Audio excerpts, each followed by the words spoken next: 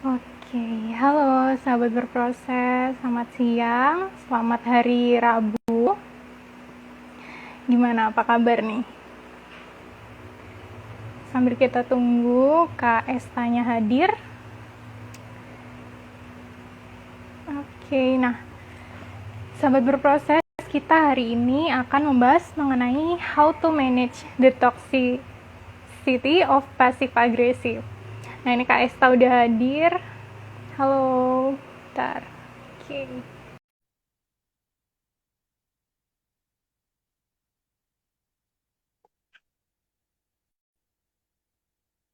Halo. Oke, halo Kak Esta.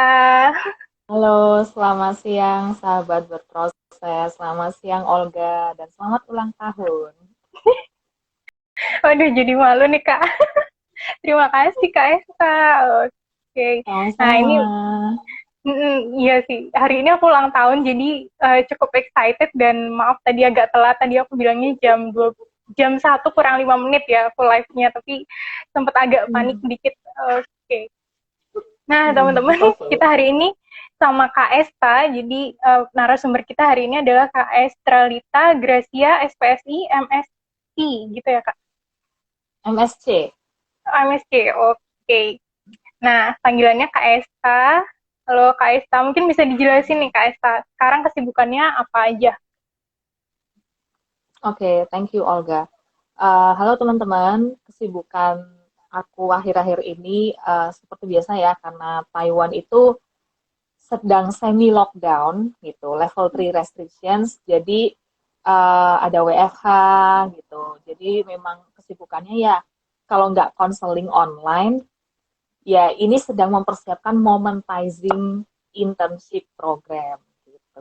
Oke, nah mungkin bisa dijelasin dikit Kak, ini momentizing-nya apa nih Kak? Biar Oh sahabat iya, proses tahu gitu. momentizing ini platform online, platform digital yang aku apa namanya bangun tahun 2019 lalu. Jadi karena fokus kami itu adalah international students dan ekspatriat yang ada di Taiwan gitu ya, tapi memang tidak terlepas dengan teman-teman di negara manapun gitu. Jadi fokus kami ke mental health untuk global citizens atau masyarakat global gitu. Untuk teman-teman yang tertarik tentang apa namanya seputar konseling interkultur, terus pengembangan identitas, penyesuaian diri, terus mungkin apa namanya kesulitan dalam adaptasi budaya. Nah, itu bisa konseling di Momentizing. Oke, berarti platform mental health juga mirip kayak ruang berproses gitu ya Kak, cuma lebih Mm-mm. ke global citizen. Yes, yes. Oke, nah Kak, ini kita sebenarnya kan mau ngobrolin passive aggressive behavior nih Kak. Nah, itu sebenarnya apa sih Kak, passive aggressive behavior ini? Oke, ini sebenarnya topik yang apa ya namanya kalau dibilang di psikologi itu eh, inti intisari dari psikologi relasi ya. Kalau kita bahas yang relasi romantis itu kan pasti ada macam-macam komunikasi nih. Hmm, Nah, komunikasi ini kan ada tipe-tipenya, tipe yang sehat dan non sehatnya nih, hmm, nggak sehatnya. Nah, yang nggak sehatnya ini ada tiga macam di breakdown lagi kan. Ada yang hmm, pasif, hmm, agresif, sama yang pasif agresif gitu kan gabungannya. Kalau yang sehat yang asertif itu, yang langsung tegas, lugas, tapi empatik juga. Nah, kita mungkin breakdown dari satu katanya, dua kata ini dulu ya, Olga. hmm, Pasif itu kan artinya tidak langsung gitu. Kita cenderung freeze gitu, diam. Jadi istilahnya kalau kita bilang kita izinkan orang lain untuk memang melukai perasaan atau bahkan mungkin diri kita sendiri secara fisik. Istilahnya kalau gampangannya uh, I lose, you win gitu. Kita izinkan orang lain untuk mendominasi gitu kan, hmm, memenuhi ekspektasi dia dengan ya mengambil alih kebutuhan emosional kita atau mengabaikan itu. Tapi kalau agresif, nah itu kuncinya di non empatiknya. Kalau tadi hmm, pasif non asertif, nah kalau si bagian yang agresif ini non empatiknya. Karena memang dia cenderung lebih superior lagi kan. Gitu. Dia hmm, memang mengizinkan dia pelakunya. Jadi I win, you lose. Aku berhasil mendominasi kamu, aku berhasil menyabotase kenyamananmu, misalnya gitu.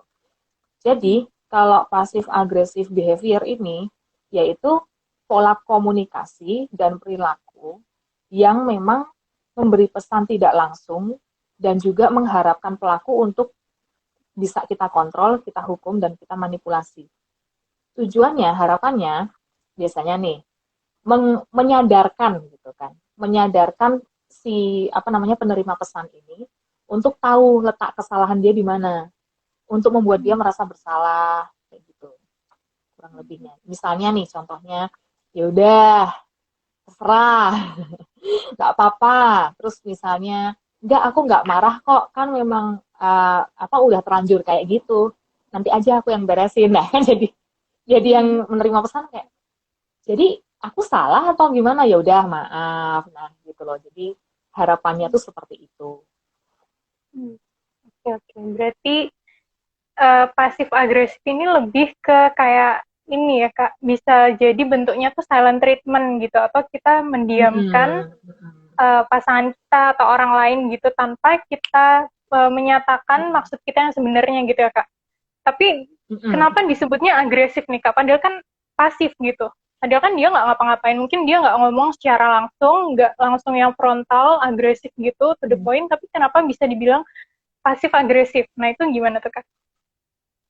Karena sebenarnya seperti yang kalimat terakhir tadi ya, yang misalnya aku bilang, ya udah nggak usah diberesin, nanti aku aja. Karena kan memang sudah terlanjur begitu.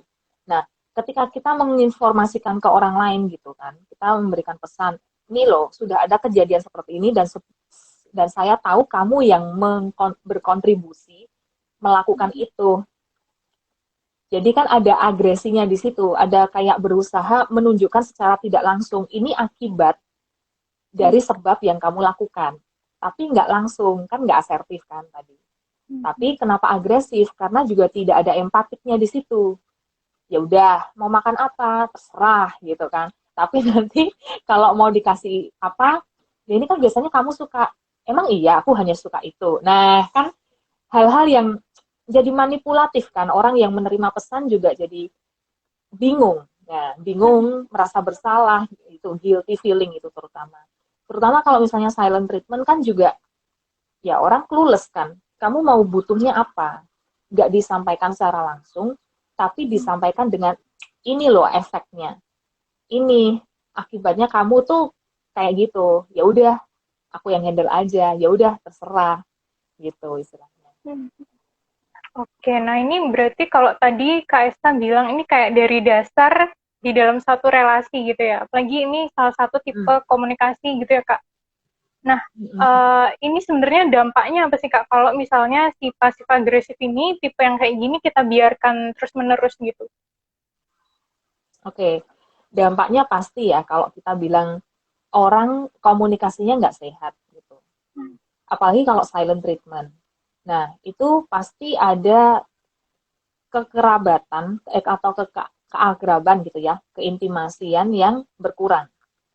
Pasti, karena memang kita membuat seseorang gitu merasa bersalah, kita membuat merasa seseorang termanipulasi gitu.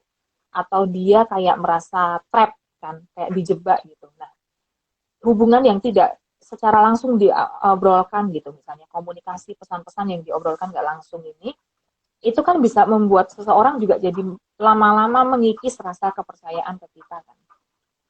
Kalau memang kita biasa landasan yang sehat, oke, komunikasi yang sehat itu apa sih? Ada kepercayaan di situ, ada keterbukaan. Percaya artinya terbuka, vulnerable. Nah, kalau kita aja nggak bisa seperti itu sama pasangan, kita pasif, udah pasif, agresi lagi gitu kan, kita berusaha menyerang mereka lagi. Nah, lama-lama orang juga mau trust gimana, mau terbuka gimana.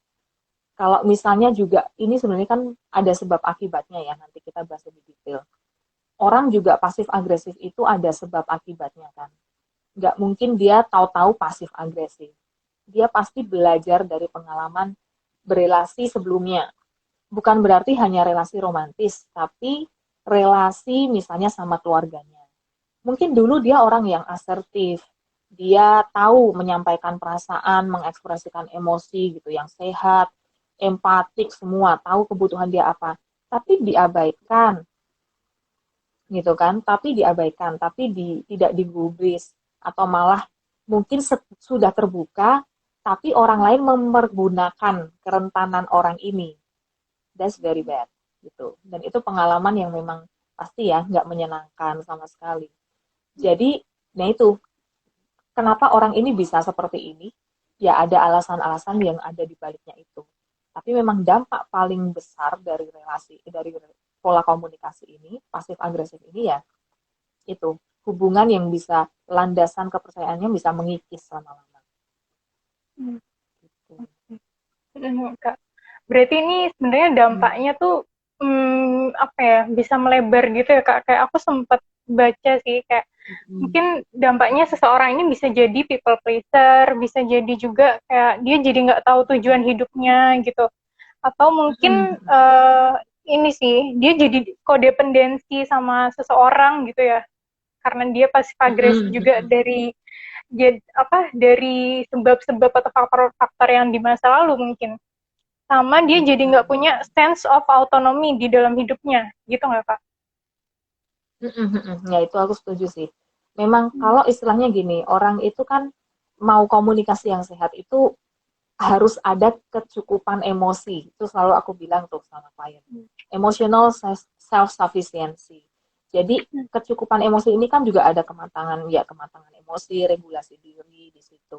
Nah kalau orang ini nggak ada itu, ya itu dia nggak tahu gitu gimana dia bisa berrelasi dengan sehat, menjalin komunikasi dengan sehat gitu. Kalau misalnya memang ya secara emosional dia tidak merasa terpenuhi kebutuhan emosi dasarnya, kan? Dia nggak tahu nih sebenarnya aku sudah menyampaikan kebutuhan emosiku juga ternyata lingkunganku dari kecil tidak memenuhi itu. Jadi ya bagaimana saya bisa memberikan komunikasi yang sehat itu sendiri. Oke, nah ini kan berarti tadi udah dampaknya banyak banget gitu ya Kak. Kalau misalnya ini nggak segera diatasi atau ditangani nih. Nah tapi ini tuh sebenarnya faktor-faktornya apa aja sih Kak? Mungkin biar teman-teman dan sahabat berproses di sini bisa paham apa aja sih kemungkinan yang bisa menyebabkan seseorang jadi memiliki pola komunikasi yang pasif agresif kayak gini Kak. Oke, kalau aku bahas dari bagian interculturalnya ya sedikit gitu. Itu kan memang kita tuh ada kita bilang dalam artian ecological system kan. Dari yang micro, meso sama makro gitu. Nah, yang mikrosistem ini kan istilahnya dari keluarga. Semua tuh berawal dari keluarga juga gitu. Apakah memang lingkungan dia itu tidak mendukung again ya komunikasi yang asertif, yang apresiatif kayak gitu. Terus kemudian juga apakah memang ketika dia tumbuh gitu, terutama dalam hal remaja, fase remaja, apakah memang dia punya relasi yang sehat dengan peer groups-nya, itu kan. Kalau misalnya memang dia pengen sesuatu, tapi mungkin juga kebutuhannya dia, preferensinya ya, kesukaannya dia, pilihannya dia tuh apa, ya elah gitu, kayak dianggap enteng sama teman-temannya juga, atau mungkin bahkan orang ini pernah mengalami bullying gitu.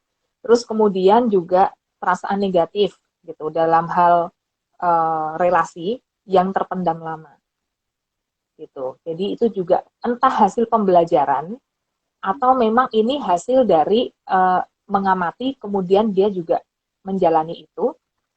Nah, dan dia juga tahu, oh oke, saya bukan berarti dia pernah ya mencoba komunikasi yang sehat atau memang dari dasarnya dia sudah ada child wound yang belum diproses, jadi dia begini. Nah, terutama ketika dia menjalin relasi dan ada yang tidak menyenangkan di relasi itu, dia bisa jadi memendam emosi-emosi negatifnya, misalnya marah, frustrasi. Kata kuncinya dari pasif agresif itu kan sebenarnya ada hostility juga ya. Ada hostility yang secara tidak langsung gitu. Jadi kita tuh pingin kesannya tuh tidak ada perilaku yang apa ya namanya benar-benar konkret agresif gitu. Kita smooth aja, tapi dalam smooth ini we slowly gitu kan. We slowly try to apa namanya make the message recipient itu bisa merasa guilty, merasa kayak istilahnya suffering kali ya, atau suffocating lah. Jadi kayak bener-bener kebingungan gitu kan, secara emosional dia udah kebingungan, takut mungkin ini kenapa nih, jangan-jangan nah menerka-nerka, overthinking, cemas. Itu tuh kita lakukan secara perlahan gitu. Tapi memang tidak ada sesuatu yang nampak nyata gitu. Maksudnya itu kelihatan banget tuh bahaya. Enggak. Dia tenang aja, kalem seperti sungai gitu kan, diam-diam menghanyutkan. Nah, itu diam-diam dia bisa ya just imagine the sea gitu kan. Diam-diam bisa orang kalau ke tengah ya bisa meninggal kan. Hanyut juga. Kalau dalam terlalu dalam, hanyut. Nah, sama silent treatment orang yang nggak terus kelihatannya berbahaya secara kasat mata, tapi dia benar-benar bisa membuat lawan bicaranya ini merasa wah ini udah overwhelmed, aku nggak tahu, aku harus gimana. Nah, keberhargaan dirinya juga bisa jadi dipertanyakan, mempertanyakan diri sendiri gitu. Terus oh ya, terus ada yang satu lagi itu kematangan emosional sama tingkat keakraban. Itu juga pengaruh ya. Maksudnya gini, orang kalau misalnya kita tidak terlalu memprioritaskan atau kita menganggap hubungan kita bernilai nih, Olga, ya ya udah gitu. Ya aku misalnya ya aku nggak nyaman gitu terlalu membuka diri secara asertif gitu kan. Karena ngapain gitu kan, buang-buang waktu, usaha. Ya kalau orang ini juga memprioritaskan atau menganggap hubungan kita ini bernilai dan cukup dewasa juga untuk tahu nih loh, aku sudah mulai terbuka, aku mulai rentan sama kamu, aku percaya sama kamu. Tapi kalau orang yang belum dewasa, lawan penerima pesan ini juga belum punya kematangan emosional yang baik, nah dia juga jadi attack. Nah, itu juga kalau merasa ada ketidaknyamanan, itu tingkat keagraban itu juga mempengaruhi sih ternyata. Jadi faktor terjadinya PAB ini, passive aggressive behavior. Oke, Kak. Nah, ini kan apalagi kalau Indonesia gitu. Bisa nggak sih, Kak, terpengaruh oleh budaya yang emang, apalagi untuk yang di Asia gitu kan, kita emang dari dulu kayaknya didoktrin nih, kayak nggak boleh melawan atau misalnya kayak harus nurut gitu loh.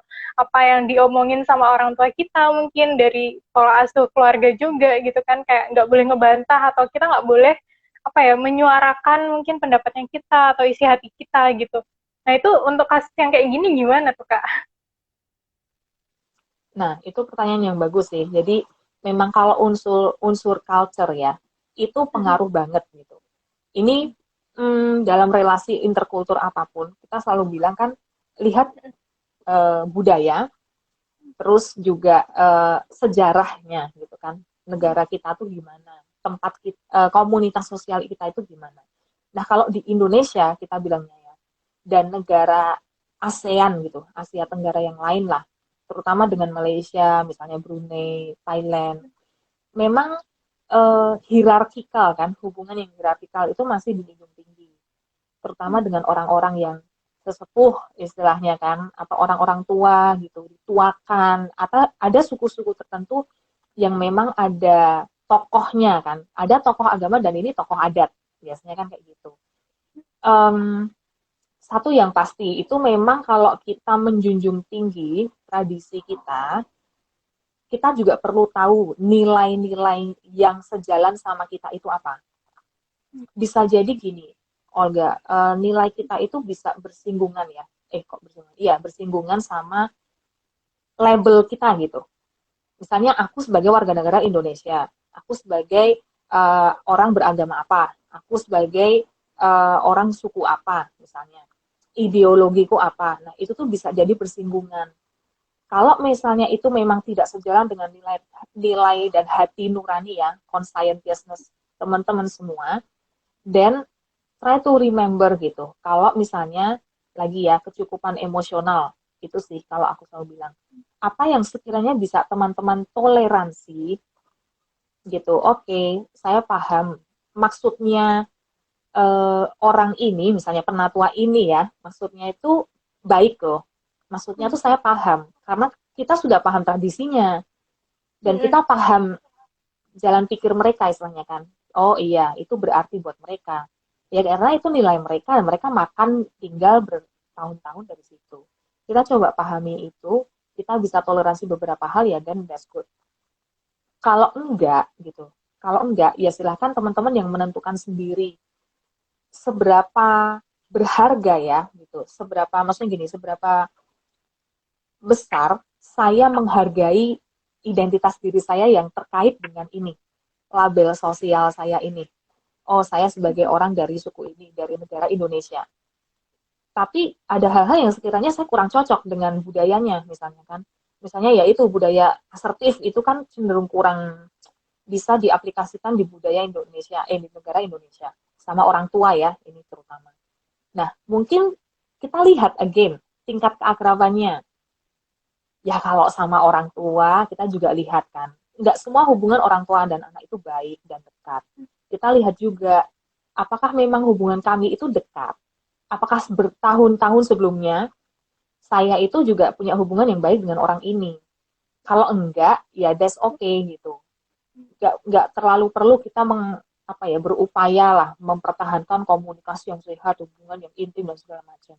Nah, tapi kalau misalnya teman-teman itu menghargai kehadiran orang ini, hubungannya sudah dekat dari awal. Nah, terus teman-teman tahu-tahu nih, ya pokoknya aku A gitu kan. Terserah, nah itu kan agresif ya. Nah, itu ada kecukupan emosionalnya itu yang perlu dilatih kan berarti di situ.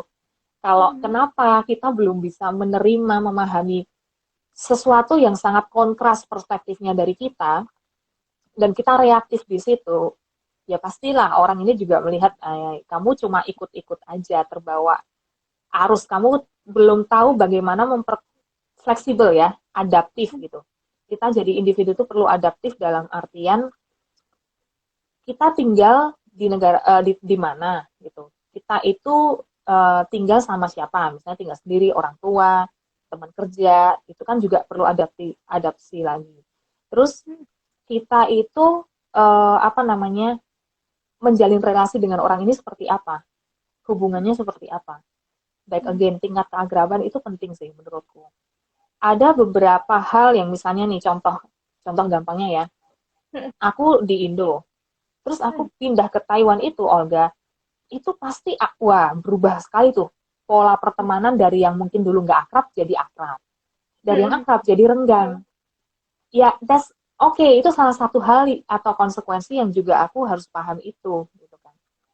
Nah, sama halnya di Indonesia gitu. Gimana caranya kalau kita mau asertif? Tapi satu, ini tingkat keagraban kita seberapa besar dengan orang ini, gitu kan? Seberapa attach gitu, seberapa intimate kita dengan orang ini. Kalau enggak terlalu diapresiasi memang sejak awal, ya sudah gitu.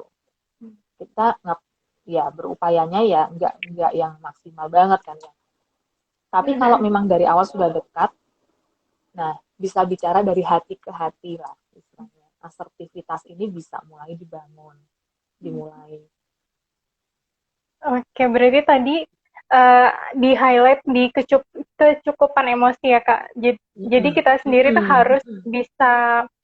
Nah itu gimana tuh Kak caranya biar kita tuh bisa selalu cukup gitu emosinya dan nggak gampang ini ya apa kesulut emosinya mungkin atau misalnya jadi lepas kendali juga gitu. Nah itu harus gimana sih Kak buat biar selalu cukup gitu emosinya? Oke. Pertanyaannya adalah apakah kita selalu cukup emosional gitu kan? Nah, I don't think so. Honestly ya, I don't think so. Pasti ada seberapa dewasanya kita, seberapa matang secara emosionalnya kita. Kalau misalnya kita itu dihadapkan dengan situasi-situasi ya, yang sekiranya itu men-trigger kita, memicu kita dengan again trauma masa lalu, kita juga bisa jadi goyang gitu kan, misalnya goyah lah hati kita. Kita bisa jadi kepicu lebih mudah misalnya. Kita jadi pasif agresif behavior juga nanti. Nah, tapi gimana caranya supaya tetap cukup gitu kan, matang emosional. Kalau aku biasanya selalu tanya dari klien, seberapa berharga sih kamu melihat diri kamu gitu. Terlepas dari identitas sosial apapun yang kamu punya, negara apa, yaitu agama, suku, ras, ideologi, status sosial ekonomi, seberapa berharga kamu melihat dirimu sendiri gitu ya. Jadi aku selalu tanyakan itu. Dengan terus kemudian yang kedua, reflective questions. Jadi kalau kita tanya nih, misalnya dalam interculture kita selalu juga tanya, apakah kamu tahu gitu tujuan kamu ada di dunia ini apa? Gitu kan. Lebih relate sama ikigai ya, berarti kalau kayak gitu. Nah, jadi apa passion kita? Apa yang membuat kita itu tahu kita tuh ada gunanya gitu loh hidup di dunia ini. Jadi iya, apa yang bisa kamu lakukan untuk dirimu sendiri dan orang lain gitu. Jadi memang sebenarnya kalau kita belum tahu nih dua ini gitu kan, oh seberapa berharganya aku, terus seberapa apa tujuanku di dunia ini, ya itu kita belum bisa nih mau reflective questions, mau di breathing kayak mau journaling gitu, ya susah gitu kan. Tapi kan memang dua pertanyaan ini tuh sebenarnya bisa kita lakukan dengan journaling itu ya, journaling, self talk. Terus kemudian misalnya kita tahu dari mana ya saya punya perasaan seperti ini tuh dari mana? That's the question yang kadang aku tanyakan juga. Kenapa kamu merasa A? Karena apa biasanya? Yang memicu itu apa? Nah, adakah hal-hal yang sekiranya itu berkaitan sama masa lalu sebelumnya? Misalnya, itu biasanya iya pasti relate kan, yang memicu kita kan yang terjadi di masa lalu, terutama masa kecil. Nah, jadi memang kalau kita tanya, gimana caranya supaya tetap punya kecukupan emosional ini, yaitu proses dari tahu seberapa berharganya diri kita, the worth, the value, gitu kan. Kedua, apa tujuanmu di dunia ini, gitu.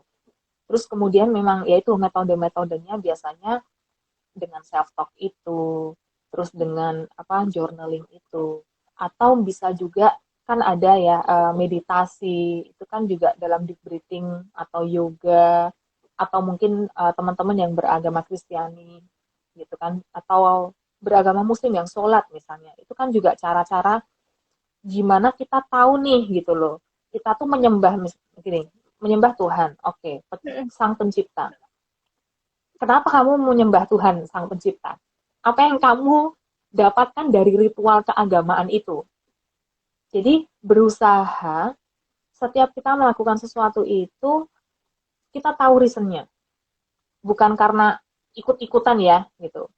Ya, sejak kecil kita memang dikondisikan orang tua kan untuk mengikuti aturan, norma, adat istiadat tertentu.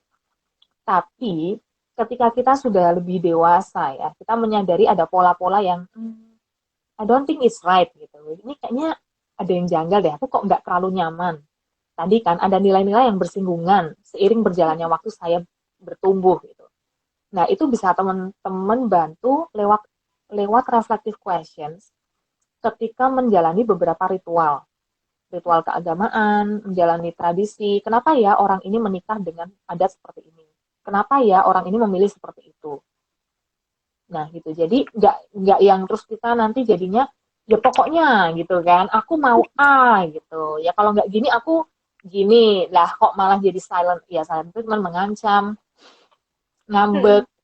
Itu kan belum cukup emosional. Tapi kalau misalnya kita tahu the purpose of life, the existence, terus kemudian juga keberhargaan diri, the valuable, the worthiness, itu bisa membantu. Lewat teknik-teknik yang aku yakin psikolog semua sudah bantu lah ya.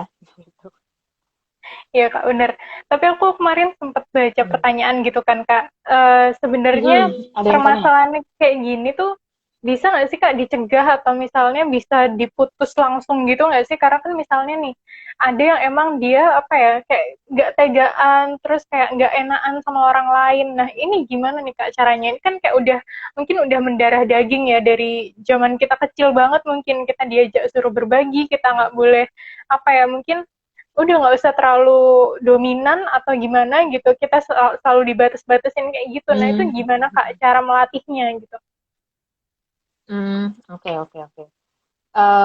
Ini berarti kayak gimana kita meresponinya ya. Kalau ada orang nih yang begitu.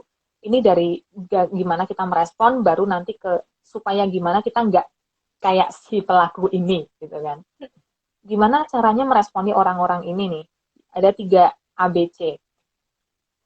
Ada 3 cara ABC. Yang pertama, Hmm. acknowledge, Hmm. mengakui dulu, menyadari, menerima, mengakui, kan? Ini langsung ya, dari mengakui ini berarti sudah ada proses aware gitu kan, aware and accept. Menyadari dan menerima baru terus mengakui gitu. Terus mengakui kalau memang kita sulit gitu, menghindari atau mengendalikan diri yang kadang sama orang gitu ya, atau situasi yang kayak gini banget sih gitu kan. Saya bagaikan menghadapi gitu kan seorang yang pingin saya lemparkan bola api istilahnya kan. Nah, gimana caranya? Ya udah diakui aja kita itu punya keterbatasan diri. Tidak semua orang yang cukup emosional dan dewasa juga bisa menghadapi segala situasi gitu ya, benar-benar yang sekiranya relate banget sama trauma masa lalu lah gitu. Ya memang apalagi terutama misalnya kalau bahasnya orang tua lah ya, let's tentang orang tua itu kan banyak dari kita pasti cenderung gampang kepantik gitu, kepicu. Ya oke, kita mengakui juga secara dalam hati, inward and outward. Oke, Esta gitu, kamu masih belum bisa gitu mentoleransi orang-orang yang sekiranya nyinggung kamu ya, kalau udah tentang keluarga istilahnya. Kamu bisa gampang kepicu ya. Oke, that's okay. Takes time gitu. It takes time gitu. It requires a process. Gitu kan, proses over progress. Kalau kita menghargai proses-prosesnya juga pasti ada small steps kok gitu. Ya mungkin nggak terus ini misalnya juga tergantung situasinya. Misalnya di keluarga besar, mungkin cenderung gampang kepanti, terpicu. Tapi kalau misalnya ya elah cuma teman-teman kerja, kan mungkin beda ya. Sumbernya siapa nih yang ngomong tentang ini? Situasinya mungkin sama. Kok sama? Mirip.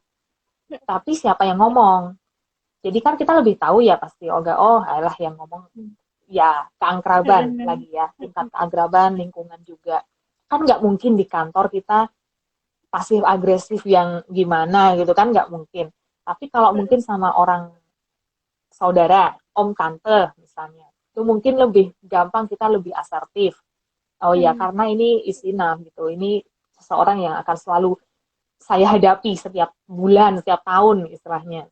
Nah, kemudian yang kedua, kita juga bisa be assertive. Tadi yang pertama acknowledge, terus yang kedua be assertive. Kalau kita sudah mengakui itu, kan makanya aku bilang lihat tingkat keagrabannya sama lingkungannya. Itu di mana kamu menghadapi itu, lingkungan sosialnya seperti apa. Misalnya ya kalau aku di Taiwan, aku di Indo, ya nggak mungkin juga aku bisa seasertif itu kayaknya ya kalau di Indo gitu.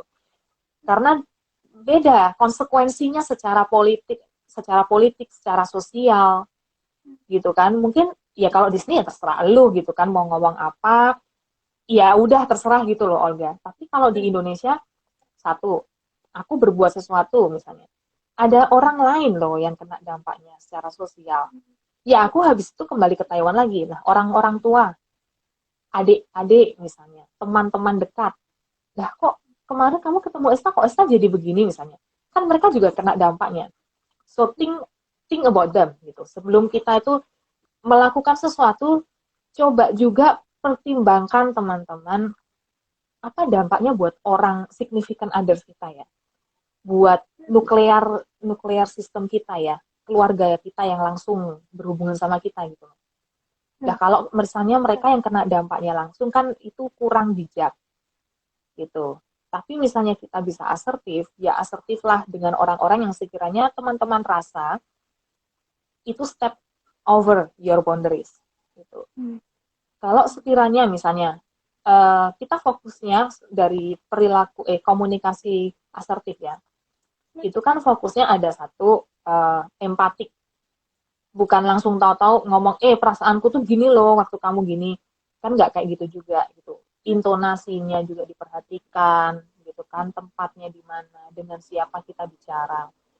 Again, tingkat keagraban ini mempengaruhi seberapa besar teman-teman menganggap lawan bicaramu ini bernilai dan relasi kalian ini bernilai buat kamu dan buat dia juga ya. Kan bisa jadi kita misalnya sama teman, aku merasa ini bernilai, tapi dia tidak merasa itu bernilai juga. That's okay. Kalau misalnya kita, okay, kita mungkin perlu tahu juga dengan siapa kita bicara. Apakah bisa saya bicara misalnya empat mata gitu kan, secara intimate gitu, secara intimasi kita juga tahu, kita juga saling menghargai satu sama lain. Jadi fokus ke perilakunya juga yang mengganggu, bukan ke mengkritik karakternya. Misalnya kan, kalau di asertif ini kan, misalnya sama orang tua, misalnya, oh iya, Mah, kemarin itu, sebenarnya waktu Mamah bilang seperti itu ya tentang aku, jujur aku ngerasa kaget sih. Aku ngerasa kaget karena selama ini aku pikir ya itu tidak masalah gitu buat Mama, tapi ternyata Mama melihat itu dan mengatakannya itu ke aku dan itu membuat aku kaget dan ya sakit hati misalnya ya. Bisa nggak kalau aku akan apresiasi sekali gitu dan berterima kasih kalau misalnya Mama lain kali bicarakan tidak dengan cara seperti itu. Atau misalnya gini, yang paling konkret. Beberapa waktu lalu, misalnya gini, ada orang tua ya, orang tuaku itu bilang A gitu, kamu harus lakukan A. Nah, tetapi misalnya gini, oh dulu kalau aku reaksi, misalnya aku bisa bilang, ah ngapain kayak gitu, aku ya gini, yaitu tradisi-tradisi di negara Indonesia misalnya. But that's not wise gitu kan. Kita juga perlu tahu kenapa orang tua ini kok punya nilai ini ya. Gitu. Kenapa nih ini penting buat buat ayah waktu itu. Kenapa itu penting sekali buat beliau? Kan nggak bisa kita langsung, alah itu penting buat kamu, nggak penting buat aku. Nah itu kan ada agresi juga di situ. Nah tapi ketika dengan coba asertif ini, misalnya, oh ya kemarin itu sebenarnya waktu Bapak bilang begitu, ya rasanya nggak enak. Karena aku merasa aku juga sudah cukup dewasa untuk menentukan sesuatu sesuai pilihanku, misalnya. Tapi aku paham, aku apresiasi sekali karena Bapak mempertimbangkan hubunganku dengan Bapak. Karena itu penting buat hubungan aku dan beliau ternyata gitu. Bukan masalah beliau egois aja gitu kan, maunya ya, intimidasi gitu sama anaknya, bukan seperti itu. Oh, ternyata ada pertimbangan yang lain yang beliau maksud. Nah, tapi memang kalau makanya kecukupan emosional ini kalau nggak ada, wah kita bisa reaktif banget kan. Apalagi kalau orang tua juga memberitahunya juga tidak baik-baik. Juga dengan agresif ya pasti kita cenderung lebih agresif juga gitu. Terus yang ketiga, caring. Caring ini yang bagian empatiknya itu. Benar-benar kalau di passive aggressive behavior itu, orang yang tumbuh dengan luka, kalau aku bilang. Itu memang gamblang banget lah. Mau passive aggressive behavior, mau pasif atau agresif, itu kan semua nggak sehat. Tapi kalau misalnya orang yang di passive aggressive behavior ini, itu kan sebenarnya ada ya, dia sisi mungkin dulu sebelumnya juga dia belajar, aku sudah pernah mencoba gitu. Tapi orang itu tidak memenuhi kebutuhan emosional aku. Ya gimana caranya aku mau gimana, mau diem aja aku nggak bisa gitu kan. Aku tahu aku harus ada take action-nya. Nah, orang-orang seperti ini kan bukan terus dia merasa, ya dia low self esteem, iya, rendah harga diri, dan segala macam. Tapi dia ada egonya nih. Dan ada, kalau aku bilang, ininya ya, rebellious side-nya. Karena ada agresivitas kan ada dia merasa cukup cukup punya energi kan gitu untuk bisa melawan sesuatu. Ada rebellious side-nya. Tapi dia nggak terus rebellious banget gitu kan, setengah-setengah nih. Tapi aku juga pengen mengkomunikasikan emosiku, kebutuhanku loh sebenarnya. Nah, berarti coba pahami deh, ada apa ya dibalik dari orang ini.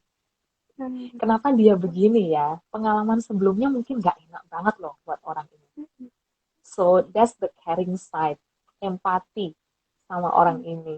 Oke, aku tahu kayaknya ada kondisi yang sangat menyulitkan buat orang ini bisa berbicara dengan baik. Makanya dia nggak ngegas, tapi ya kata-katanya kok setajam silet gitu ya, kayaknya kalem, tenang, tapi kok Sarkas bisa ya, Kak. setajam silet. Mm-mm. Nah, Hmm. iya itu satu kata kuncinya juga tuh sarkasme gitu. Itu kenapa bisa begitu? Ada hal yang mengganggu di masa lalu yang belum dia proses, tapi Hmm. dia bingung juga gitu. Mungkin kalau enggak caranya, kalau agresif mungkin orang langsung nggak suka sama dia masih mempertimbangkan penerimaan sosial dari orang lain kan. Tapi kalau nanti mungkin juga reputasi karakter yang dinilai negatif, we never know. Makanya dia begini, terlihat tenang tapi mematikan, Bo. Gitu. Cari aman ya, Jadi Kak. ABC. Iya sih. Ya Hmm. emang sering kok sebenarnya terutama perempuan ya kalau main gender dalam hal relasi romantis tuh is possible gitu. Kadang kita sudah mengutarakan dengan lugas, dengan asertif, empatik apa itu semua, kok tetap diabaikan ya. Ya mungkin ada ada yang miss di situ dalam artian gini. Kalau relasi romantis dalam artian mungkin ada juga di mana kita momen sama pasangan, kita nggak memenuhi kebutuhan emosionalnya dia atau mengabaikan. Jadi ya mereka juga ya lah mau asertif asertif ya udahlah gitu kan. Mungkin pasangan juga seperti itu gitu. Mau asertif, aku sudah pernah asertif tidak dipenuhi. Lah kamu juga tidak memenuhi kebutuhan saya. Nah, gitu. Oke, berarti tadi caranya tadi mungkin dengan I statement juga ya, Kak, tadi ya. I statement Mm, gimana caranya kita mm, menyampaikan dengan apa ya, mungkin nggak langsung frontal, nggak langsung ngegas, tapi mungkin bisa dari apa yang kita rasakan dulu, terus kayak kita tuh sebenarnya ngerasa apa, terus sampaikan di bagian mana sih keberatannya, sama mm, mungkin mm, yang kita inginkan tuh sebenarnya kayak gimana biar terjadi win-win solution mm, gitu ya, Kak ya. Biar mm, terjadi mm, mm. kesepakatan. Nih, ada Kak Ayu juga nih komen, Kak, banyak banget di sekitar aku tipe orang yang nggak enakan. Berarti cukup banyak nih, Kak. Oh iya, iya memang kalau misalnya bahkan di Taiwan pun lah ya, kita juga tetap ada tergantung individunya. Dan sekarang aku lihat di Indonesia juga begitu kok. Hmm. Tergantung dari individunya ya. Sebenarnya memang kalau kita lihat dari geografis gitu, geografis dan budaya, sejarah, that's where I intercultural side gitu kan. Jadi memang kita perlu tahu di mana kita tinggal itu pengaruh. Terus kemudian letak geografis kota kita bagaimana, apa yang terjadi di kota kita, misalnya tempat kita tinggal. Ada hal-hal yang acceptable sama yang non acceptable juga kan. Misalnya tinggal di Bali sama di Solo, beda dong, gitu kan. Beda. Ada yang makanya Indonesia kan luas ya. Tapi makanya back again tergantung individunya. Kayak di Hmm. Taiwan juga, nggak semua individu juga terus asertif gitu ya, enggak. Kan kalau misalnya kita lihat itu, hmm, pasti ya, status sosial ekonomi itu pengaruh, itu juga. Terus kebijakan publik di negara itu, dan ternyata Hmm. politik itu juga mempengaruhi sekali. Hmm. Kan Gimana tuh, tokoh-tokoh Kak? publik kan, oke, okay, kan tokoh-tokoh publik nih, pemerintah ya, pemerintah itu kan Hmm. pasti juga memberikan, misalnya kayak di Indonesia gitu kan, ya udah kita ada ini nih, apa namanya, di setiap kelas kita tuh udah ada biasa presiden dan bapak presiden kan foto, Hmm. ada benderanya negara kita nih. Kalau di sini tidak seperti itu, misalnya. Jadi kan Hmm. ada hal-hal yang ya sudah gitu. Orang Taiwan itu makanya sangat open sama imigran. Karena orang Taiwan itu bisa dual nationality. Hmm. Taiwanese sama American. Hmm. Mereka bisa punya dua paspor.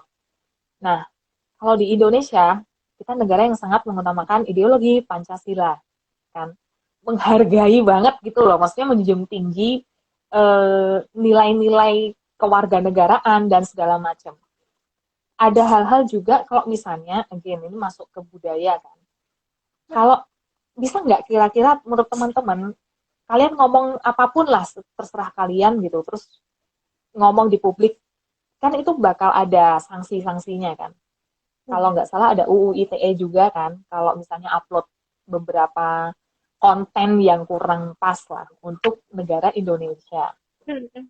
Misalnya, jadi, nah dari saya kayak gitu kan juga kita bisa lihat ya budayanya. Oh orang-orang misalnya gini, lihat aja dari animo masyarakat. Kok yang begini viral, yang begini tidak viral gitu kan, yang begini kok di komennya luar biasa. Ya, that's the culture gitu kan, itu budayanya. Kalau teman-teman mau belajar budaya yang berbicara lugas gitu, tegas, asertif setiap saat, terus mengemukakan pendapat gitu secara bebas terbuka, you need to know the consequence gitu. Kalau dalam skala kecil mungkin iya bakal ada ya paling satu dua orang segelintir orang yang jadi memandang agak aneh misalnya ya gitu, kayak kok kayak gitu sih, itu kan tidak sesuai norma sosial misalnya. Atau mungkin akan ada yang menjauh. Oke, I want to give space gitu, karena sekiranya kita tidak sejalan pandangan kita misalnya.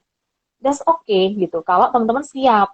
Makanya bicara asertif itu juga makanya perlu kecukupan emosional, karena kalau tidak kita bicara asertif, I statement sama orang yang tidak cukup emosional, sudahlah pasti dianggap misisnya ini salah. Ini udah ini orang pasti udah pengen langsung menjauh, atau bahkan mungkin langsung kayak menasihati. Kamu ngapain sih? Gitu kan.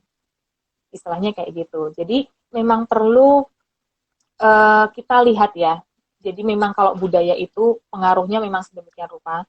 Mungkin sanksinya kalau di skala kecil hanya sanksi, bukan hanya sorry, sanksinya sosial gitu. Mungkin dijauhkan gitu, mungkin dibatasin komunikasi kita, intensitasnya, frekuensinya. Kemudian juga mungkin ada ketidakterlibatan gitu, tidak dilibatkan dalam aktivitas sosial misalnya. Tapi kalau yang lebih besar, sanksi hukumnya itu juga ada pasti. Gitu. Dimana kita ya harus siap gitu ya. Kalau kita mengemukakan pendapat, terutama yang menyinggung gitu ya, menyinggung tokoh-tokoh besar misalnya, itu kan juga asertif ya. Tapi kalau misalnya seperti itu ya kita perlu siap dengan konsekuensi secara hukum dan politiknya juga. Gitu. Ya Kak, oke. Nah sebenarnya untuk melihat nih Kak, ciri-cirinya tuh sebenarnya orang yang pasif agresif behavior ini kayak gimana sih Kak?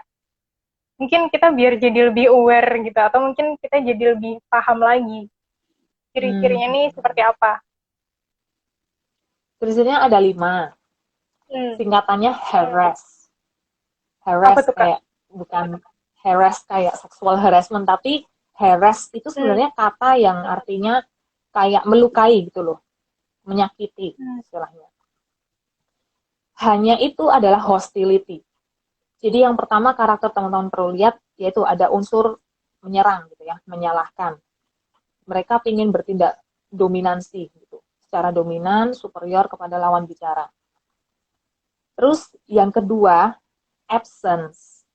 Ada absensi dari sikap empati, terbuka, terus kemudian percaya, hangat. Tidak ada seperti itu. Karena again ya, pasif agresif itu orang ini sebenarnya tuh sama-sama punya low self esteem, tapi dia juga punya energi yang cukup banyak gitu untuk bisa menyerang orang lain dari sisi agresivitasnya kan.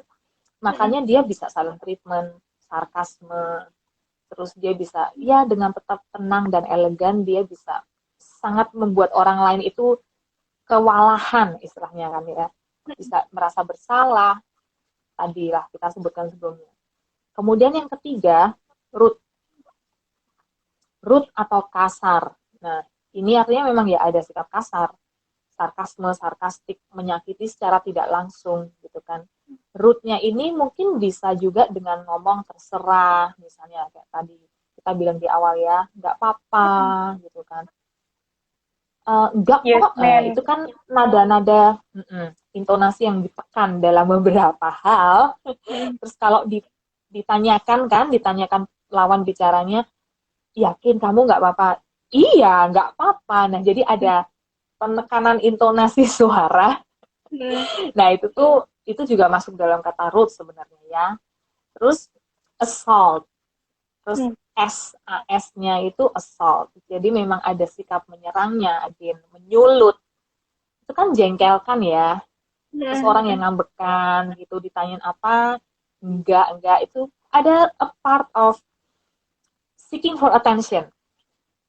Gitu kan. Ya makanya, karena adanya, ada absensi dari kebutuhan emosionalnya dia. Kan, makanya dia perlu dia perlu mengupayakan diri dengan tetap tenang gitu kan. Dia pasif tapi tetap agresif gitu, karena dia tetap pengen nih loh, notice ada aku tuh butuh ini, masa lu nggak tahu istilahnya kan, masa kamu nggak ngerti sih, kan jadi bingung orang yang menerima pesan itu kan.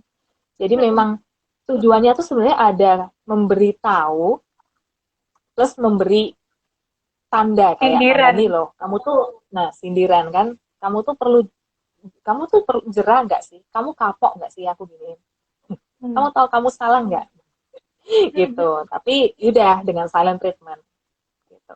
Kemudian S-nya yang terakhir, suppress.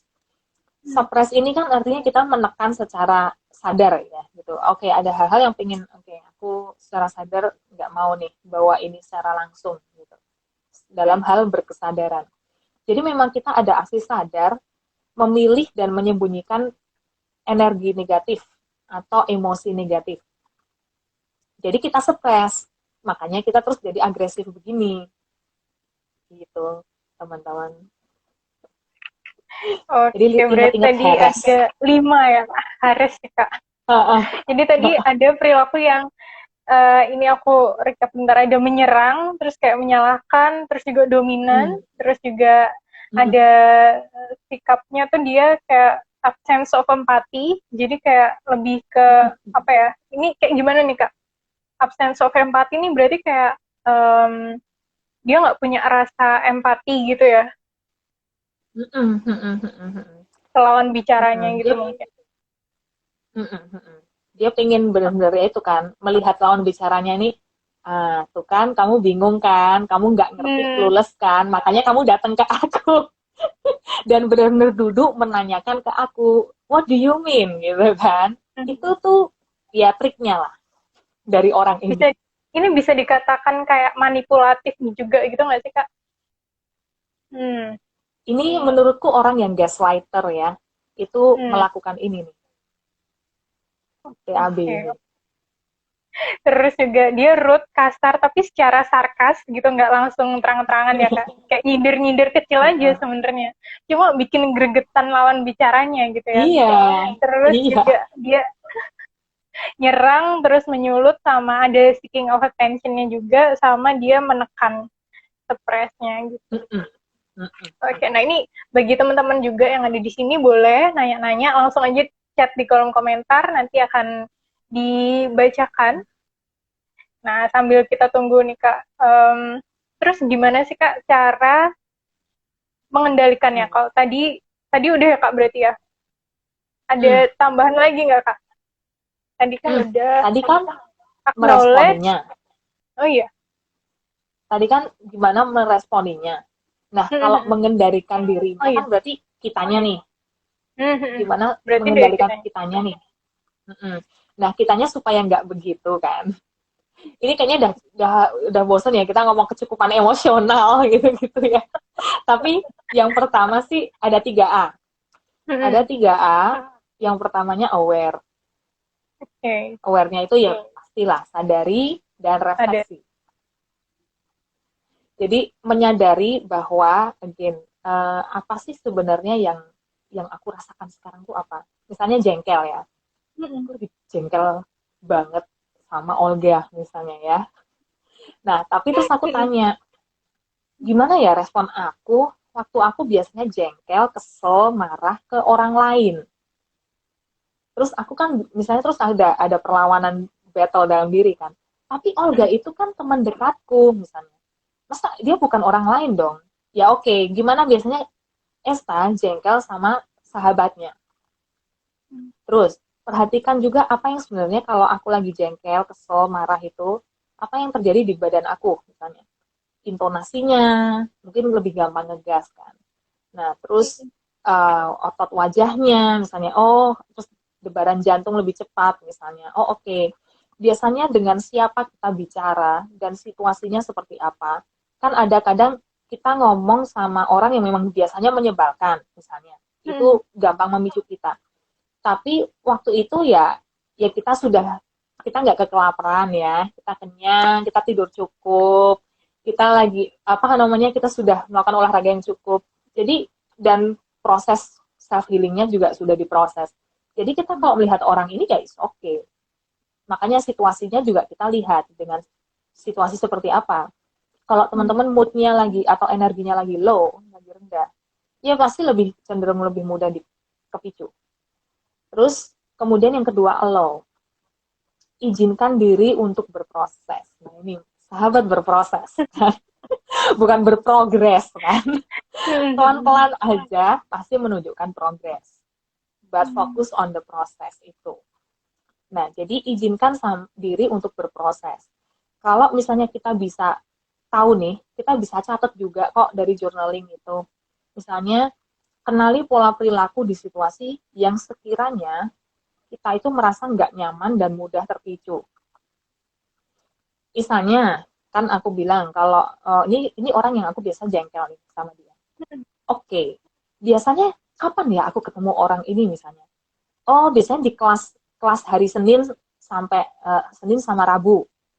Oke, ya sudah gitu. Kan kita tahu nih kalau akan ketemu orang ini di hari Senin dan Rabu di kelas itu gitu.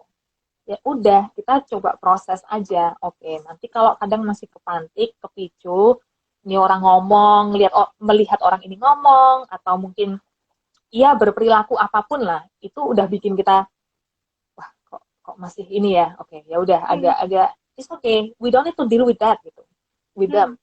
Carilah teman-teman yang menghargai pertumbuhan kita juga gitu. Kan nggak harus kita memaksakan diri, hai selamat pagi gitu kan. Kita nggak harus negur kan, maksudnya ya sudah gitu. Kalau misalnya belum siap, it's okay, take the process gitu. Dan memang tulis, kalau bisa tulis sih, oh aku masih ada perasaan deg-degan misalnya, jengkel waktu aku melihat dia di kelas. Then write it down. Jadi lebih bisa ke record ya gitu, kita track gitu. Oh oke, proses kita seperti ini, progresnya kecil-kecil gitu, tapi nyata juga. Terus yang ketiga, apply. Apply ini coba latihan ekspresikan perasaan atau emosi ke orang terdekat. Misalnya yang kita percaya juga pasti ya, ke orang terdekat, gimana responnya dia waktu kita bicara dengan iMessage ini. Nah, biasanya kalau aku bilang di klien, di journalingmu itu tulis aja gitu. Gimana waktu kamu mau ngomong sama siapa, misalnya mama atau papa gitu ya, atau kakak adik misalnya. Ya aku bisa ngomong apa aja. Iya, ngomong apa aja itu ada runtutannya kan. Ada formulanya itu. Kalau enggak, ya ngelantur nanti. Terus jadi kadang nyinggung-nyinggung karakternya orang ini, nah jadi nggak efektif lagi relasinya, komunikasinya. Jadi coba aplikasikannya, kalau memang susah, langsung ngomong. Gini kan memang, wah butuh proses ya, menghadapi orang ini langsung kayak terbuka. Apalagi kalau kita biasanya walaupun dekat tidak terbuka banyak ya, kayak gitu. Coba tulis dulu.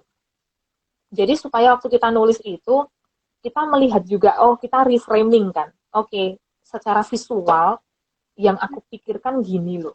Kata-katanya tuh begini, runtutan kalimatnya begini. Kapan ya kira-kira aku bisa ngomong kalimat ini ke kakak misalnya? Kapan ya? Gitu. Waktunya juga tergantung kan. Karena kalau lagi sibuk nggak mungkin dong kita ngomong kayak gitu. Kita juga jadi feel hurried gitu kan.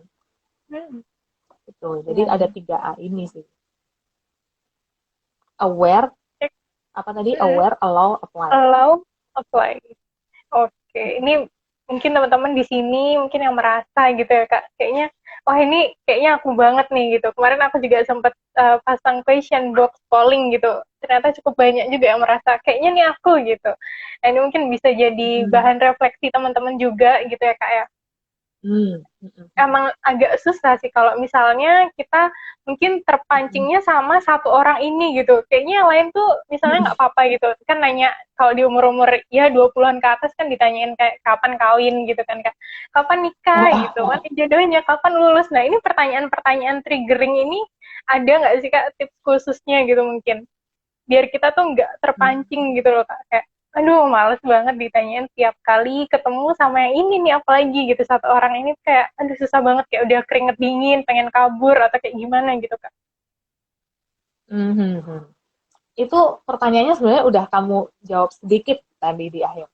Kan kita udah menyadari ya berarti misalnya gini, oke, aku ditanyain kapan kawin nih misalnya sama siapapun lah gitu. Ini nggak hanya spesifik satu orang ya. Pertanyaan ini kan berarti yang memicu aku nih. Nah, terus aku merasakan ya ini aku bakal udah males, keringat dingin gitu kan. Secara fisik juga aku merasakan ada yang deg-degan, kayak mataku mungkin udah kayak mengerling gitu kan, udah males lah kayak gini. Nah, itu kan mungkin bisa kelihatan jelas banget kan ke lawan bicara ini. Oke, sekiranya kalau kita tahu nih di situasi-situasi tertentu yang aku akan ketemu orang ini, misalnya again lah ya, hari raya gitu, ketemu keluarga besar dan mempertanyakan ini kan, akan muncul nih si pertanyaan ini gitu. Ya sudah, kita taunya tuh begini, proses dulu kecukupan emosional kita itu. Dan memang kita makanya kalau nggak tahu seberapa berharganya kita, tujuan kita apa, ya gampang goyang kan gitu. Oh iya iya. Tapi menyadari juga kalau kadang aku juga kadang mempertanyakan sih, meragukan ya. Misalnya, iya aku kadang ya takut sih sebenarnya. Apa jangan-jangan bener ya omongan mereka misalnya. Aku ragu juga sih sama keputusanku, pilihanku.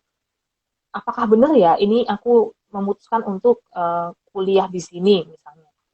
Nah, itu kan berarti ya that's good. Berarti orang ini kan malah membantu kita kalau ada kerendahan hati ya untuk mengakui itu. Artinya orang ini ada membantu kita menyadarkan. Oh, berarti ada miss out nih.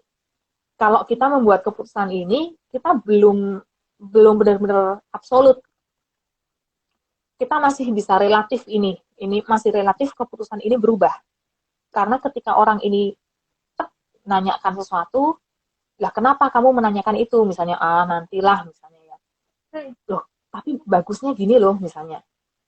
Nah, terus orang ini kan jadi ngasih tahu ya sebenarnya ke kita, oh, yang orang ini pikirkan dengan bertanya kapan menikah, itu ada misalnya, oh nanti kamu tuh kalau apa namanya masih mau menikah, mau menunda misalnya ya, nggak belum langsung mau punya anak, itu juga kurang sehat dari usia reproduktifmu misalnya. Terus kita ada ragu lah misalnya ya Olga, oh nanti gimana ya, nah itu kan sebenarnya berarti ada yang masih relatif nih, keputusan kita berubah. Orang ini artinya kan masih bisa membantu kita justru, kan membantu refleksi ke kita. Kalau kita marah ke orang ini, ngapain sih nanya gitu, kan udah aku pikirkan. Nah itu berarti kita masih ada denial kan. Makanya masih kadang kalau aku lihat ini tuh perlu latihan yang benar-benar sering kita refleksikan ya. Pertanyaan refleksinya itu sebenarnya ada beberapa. Ini aku kutip dari www.verywellmind.com. Jadi misalnya gini, ada orang-orang yang bisa memicu kita untuk jelas ya, ada emosi marah, kesel gitu di situ. Tapi coba dari situ kita refleksikan lagi deh. Jadi sebenarnya apa sih yang bikin aku tuh sering dongkol gitu, gampang banget bersungut-sungut atau nggak suka sama sama orang ini? Apa misalnya? Jadi misalnya ya dari pertanyaan ini, apa yang bikin aku sering merasa begini? Ya karena orang ini selalu nanya kapan kawin misalnya ya. Makanya aku nggak suka orang ini kan. Karena orang ini selalu mempertanyakan yang absensi dari diri aku, yang tidak ada belum ada di aku. Nah, oke. Jadi aku merasa ya aku masih dongkol, jengkel sama orang ini dan aku nggak suka sama dia. That's okay gitu. Tidak semua orang kita harus sukai gitu. Dan ya kali orang itu juga suka sama kita kan. Terus yang kedua, apakah kita menghindari orang lain saat merasa kesel atau marah sama orang ini? Jadi pola-polanya atau apapun ya sama siapapun, kalau kita dongkol, jengkel, apakah kita itu tipe menghindar gitu. Terus yang ketiga, apakah aku pernah berhenti bicara sama orang yang ngeselin buat aku? Gitu kan itu menghindari semua ya, udah yang dongkol gitu kan, self talknya grundel kan, terus aksinya menghindar, stop komunikasi. Nah, apakah kita melakukan itu semua? Terus yang keempat, apakah aku berhenti apakah aku berhenti melakukan kegiatan bersama untuk menghindari dan memberi hukuman buat orang ini? Jadi kayak ada petisinya ya, Bo. Oke, ini kayaknya aku udah harus, aku nggak mau lagi gitu. Mau biasanya hangout seminggu sekali, olahraga nggak usah gitu kan. Aku stop dulu gitu, ikut kegiatan yang ada dia. Aku drop kelas yang ada dia misalnya. Atau misalnya kayak tadi aku bilang di kelas, oke, hari Senin sama Rabu ketemu nih orang, ya sudah, kita menghindari kan, kita nggak ngobrol sama dia, kita nggak perlu nyapa dia, oke. Terus misalnya ya kan nggak mungkin kalau berhenti melakukan kegiatan, ya bisa mungkin duduknya agak berjauhan lah di kelas misalnya, supaya nggak ada gampang nanti kepantik ya gitu. Terus yang kelimanya, apakah aku sering menggunakan sarkasme untuk menghindari percakapan yang berarti, meaningful conversation gitu. Nah, jadi dari 5 ini teman-teman tuh bisa bantu refleksi diri ya, kayak sebenarnya aku itu pelaku ya passive behavior atau tidak. Tapi again, bukan berarti dalam oke, iya saya melakukan 5 hal ini. Of course, gitu. Satu juga mungkin sampai sekarang aku juga masih melakukan itu.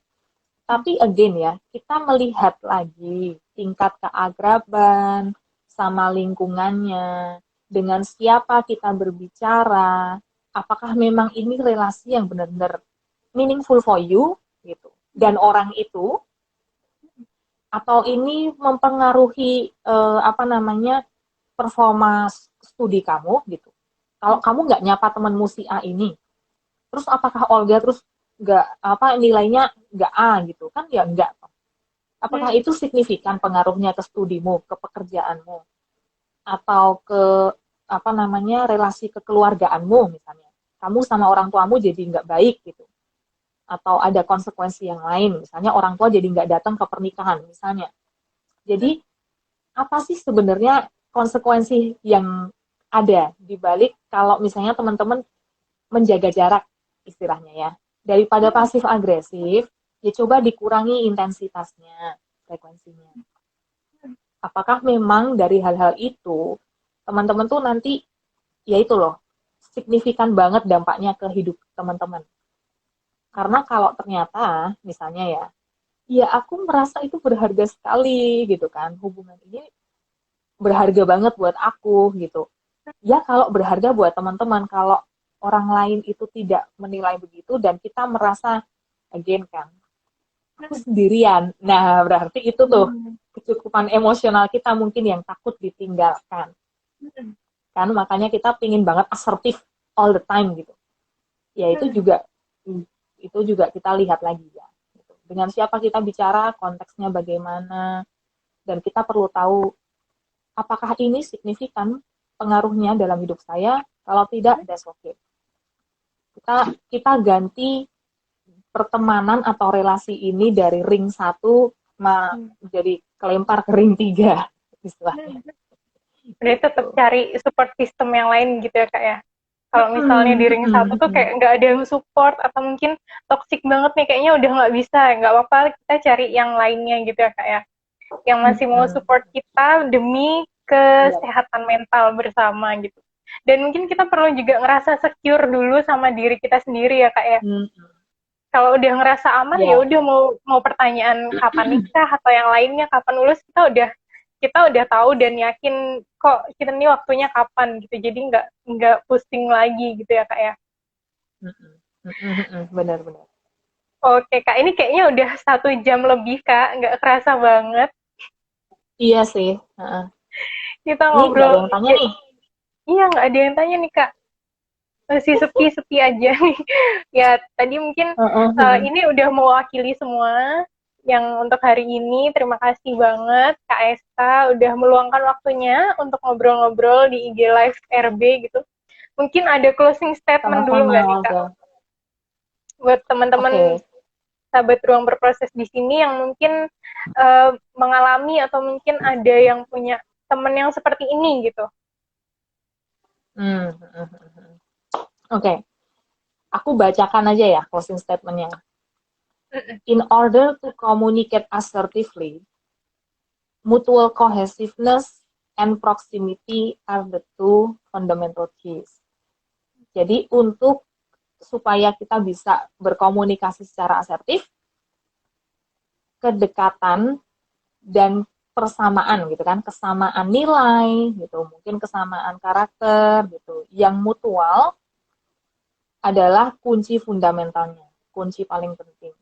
Dan remember to overcome the harass, tadi ya hostility sampai yang assault root itu, by implementing 3A, aware, aware, apply, itu tadi, allow sama apply, and ABC formula.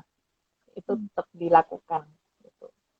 And remember your process, your own emotional self-sufficiency, menurutku. Securement is number one. Bener. Oke, thank you banget Kak Esta. Mungkin aku mau ngingetin Thank you, juga buat Olga. teman-teman di sini yang apa ya, mungkin getting through quarter life crisis gitu. Nah, kita ada Cycle ke-40, kita bakal ngebahas tentang self compassion bersama dengan Kak Lebda dari Associate Psychologist-nya kita bersama dengan Hakita nanti di hari Jumat 11 Juni jam 7 malam. Ini gratis banget. Jadi buat teman-teman di sini yang mau daftar boleh banget ikutan. Thank you banget Kak Esta buat hari ini. Ini ada yang minta buat diadain part 2 loh Kak. Iya nih, si Ayu aku tahu nih. Oke, terserah ruang berproses ya. Nanti mungkin undang yang lain juga nih, praktisi yang lain. Jadi bisa ngobrol perspektif yang lain. Thank you Kak Esta. Olga. Selamat melanjutkan aktivitas. Thank you banget Kak Esta. Kamu juga ya. Bye-bye. Bye.